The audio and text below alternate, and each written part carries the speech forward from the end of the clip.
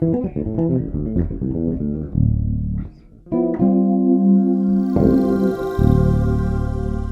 exactly is string crossing? It's a term that we hear all the time in bass guitar education. Basically speaking, string crossing is a technique associated largely by what the right hand is doing. So if you're a complete beginner, then make sure to watch my basic technique video entitled The Right Stuff. But what we're going to look at today is how to integrate the string crossing technique into your playing so that it can make it functional. You have to ask yourself, when will I be skipping across adjacent strings?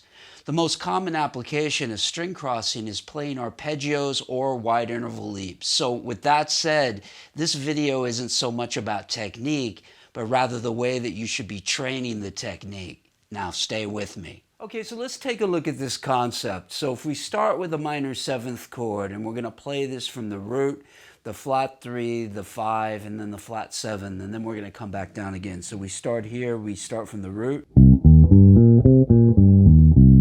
go to the flat 3, 5, flat 7, and I come back down to the 5, then the flat 3, and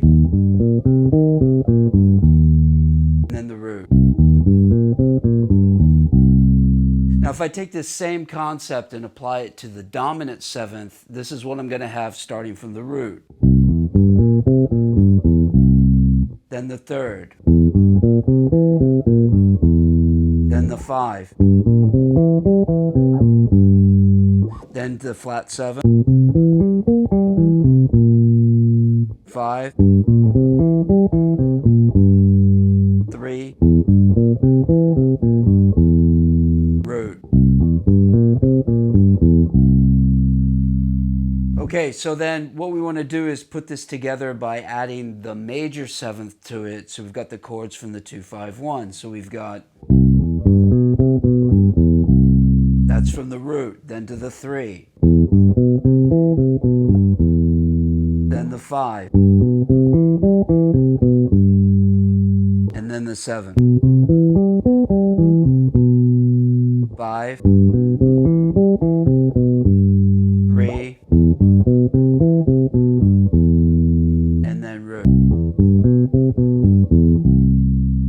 Notice that when we play each one, if I start on the root, I go up to the root and back down to the root. If I start on the 3, I go up to the 3, and then back down to the 3, and then so forth through all the chord tones. So then adding to that, we want to put the minor 7 flat 5. So I've got it from the root. Then from the flat 3.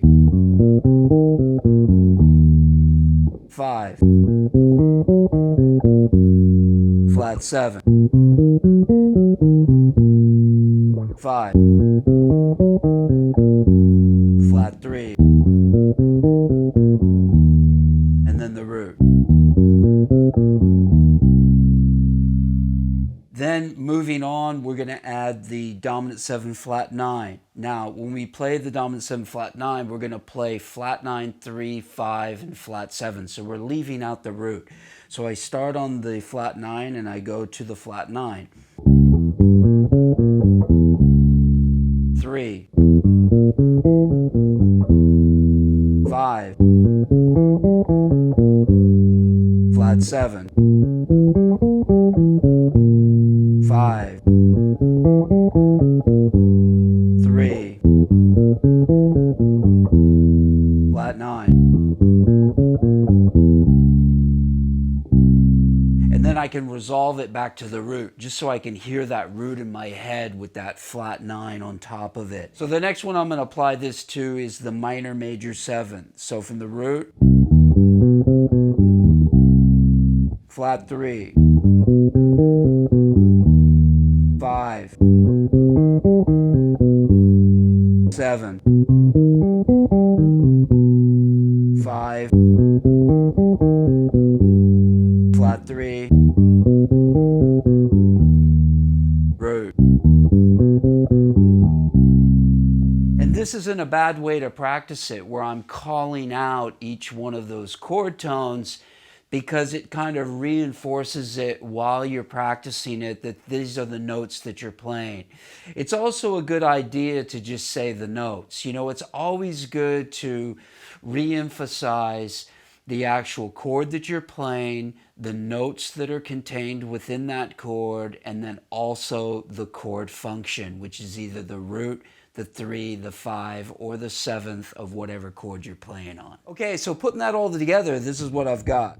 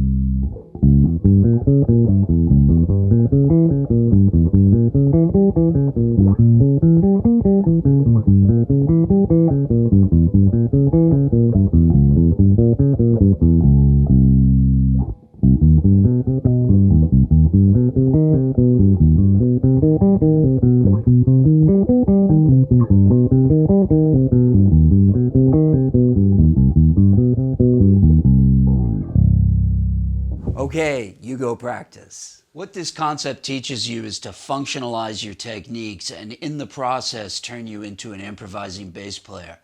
The way in which most musicians internalize techniques happens through 5 different phases. The first thing that you want to do is learn the technique. Next is practice, and then after practicing for some time is then absorbing the technique. Just because you learn to absorb the technique doesn't mean that you can improvise yet. It just means that you can perform the technique well.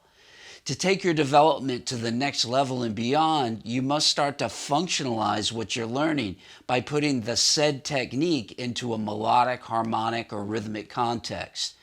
The 5th and final stage is maintenance. If you're interested in becoming a better improvising bass player and learning great musical content from arpeggios to grooves, then subscribe to my channel now. If you liked this video today, then be sure to support my channel by giving it a big thumbs up.